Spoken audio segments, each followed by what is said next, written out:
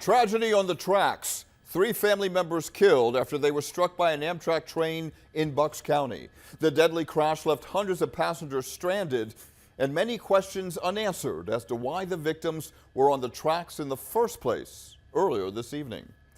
It is Thursday night, and the big story on Action News is the investigation into a terrible scene in Bristol, Bucks County. 3 members of a family hit and killed by a train. The Amtrak train was coming from New York City when the collision occurred near the Bristol train station just after 6 p.m.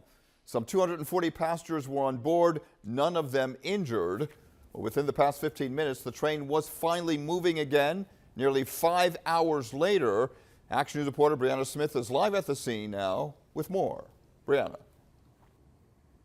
Rick, the crash happened behind me, but police cleared the scene about a half hour ago after investigating the site since 6 p.m. Now, the Bristol Borough Police Chief did not release the names of those family members who were killed, but he did say this is a horrific tragedy in this tight-knit community.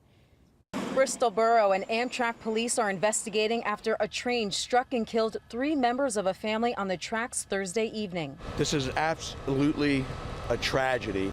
Chief Joe Moore says officers responded to the 800 block of Prospect Street around 6 p.m. for calls of people on the tracks. When our officers arrived, the sergeant was starting to head up to the subjects up on the railroad tracks when an Acela high-speed train traveling southbound towards Philadelphia struck all 3 subjects that were up on the track. Amtrak says 236 passengers and workers were heading to 30th Street Station from New York's Penn Station. Shauna Haley was one of them, heading home to Center City. Regular speed, and all of a sudden, the train came to like a staggering stop.